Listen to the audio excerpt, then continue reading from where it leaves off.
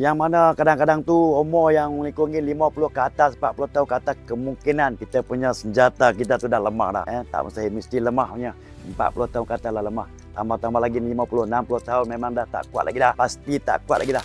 Tuan-tuan di sana, di luar sana, sahabat-sahabat di luar sana ya. Mak Jun Dap ni yang banyak menggunakan organik ya. Dia tak macam dulu, ada setengah-setengah dulu dia menggunakan kimia, banyak kimia. Tapi yang ni memang ternyata asli, Dap asli, memang organik asli. Ramai sekarang ni mengalami kecing manis, darah tinggi, kecing manis, gout. Kadang-kadang ada yang sakit buah pinggang, bagai-bagai. Tapi insya-Allah gunakan, amalkan Mak Jun Dap ini. Insya-Allah kecing manis kita akan turun, darah kita akan mengalir dengan elok, zakat kita pasti tegang, pasti tegang. Sebelum 3 jam kita gunakan benda sebiji ini, kemudian dia boleh tahan kekuatan kita, power kita sehingga 3 hari. Saya harap kawan-kawan di luar sana, sahabat-sahabat di luar sana gunakan produk yang terbaik ini, iaitu Mak Jun Dap Perwira. Kalau tak percaya tuan-tuan, cuba dulu.